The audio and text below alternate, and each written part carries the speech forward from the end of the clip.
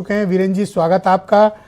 बताइए, ये दुबई को ही क्यों टारगेट किए हुए ईरान, और दुबई को टारगेट करने की वजह से ग्लोबल सप्लाई चेन हो, एविएशन हब हो, या दुनिया भर की फिनेंशियल बैंकिंग मार्केट हो, या और भी उद्योग धंधे दुनिया भर के प्रभावित हो रहे हैं, तो दुबई को ही क्यों चुन लिया ईरान ने?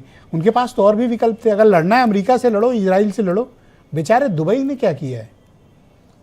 देखिए, दो लाइन में बात समझिएगा कि इस पेड़ से नफरत किसी को कुछ न थी, ये पेड़ तो सिर्फ बीच में आने से कट गया। तो बस बात इतनी है। बहुत ऊंची बात कही। तो ये बीच में पेड़ फंसा था। 10 मिनट के 20 स्पीच और वीरेन जी की एक लाइन बराबर है। तो इसलिए इसको काटना मजबूरी है, बीच में ये खड़ा कटेगा। था।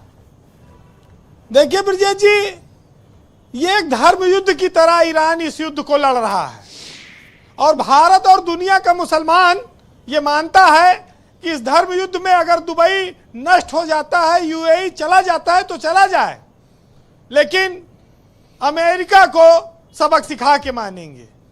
बस बात इतनी सी है। भले वो इस्लामिक कंट्री है, लेकिन इस दुनिया का मुसलमान इस बात की परवाह नहीं करता है कि दुबई बचेगा या नष्ट हो जाएगा या उसकी अर्थव्यवस्था टूट जाएगी। उसको ईरान की चिंता है, और ईरान के लिए शिया और सुन्नी दोनों एक हैं।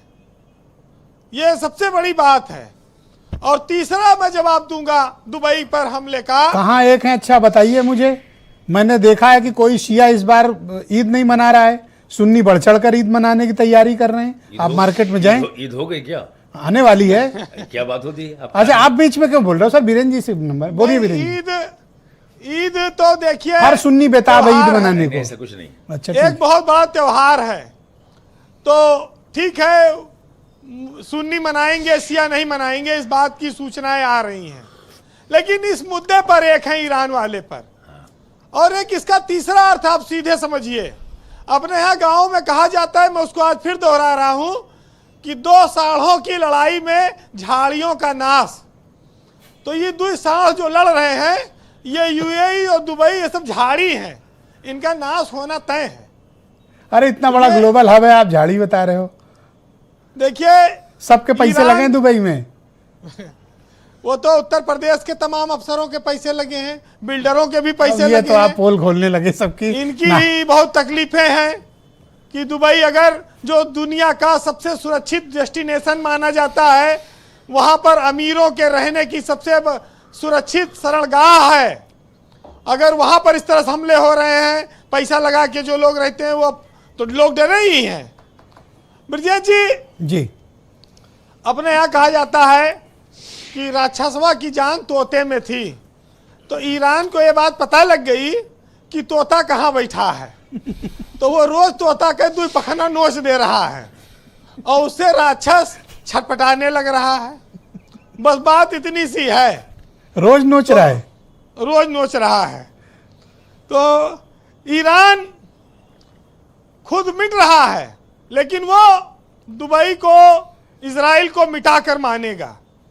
इस लड़ाई से अगर दुनिया में सबसे ज्यादा कोई तीसरा पक्ष परेशान है तो दुबई ही है, इसके अलावा और कोई जगह नहीं है। दुबई हवाई अड्डा बंद है, रोज हजारों करोड़ रुपए का नुकसान हो रहा है।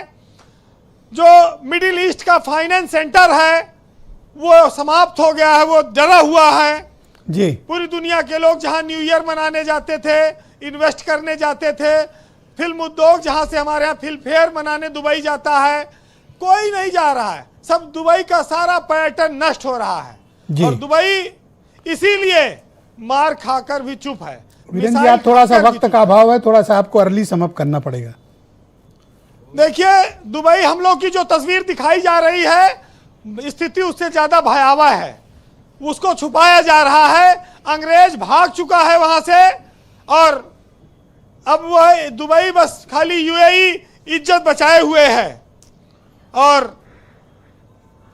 भारत में इस बात को लोग जानते हैं कि जो पनाहगाह सुरक्षित थी, वो वहां से लोग अब जा रहे हैं, वहां कुछ बचा नहीं है। जी जी वीरेन जी, तो कंक्लूड करें। इसलिए आज ज्यादा वक्त नहीं है, तो 4 लाइनें सुनाऊंगा, आप सुनिएगा कि युद्ध कब जरूरी हो जाता है।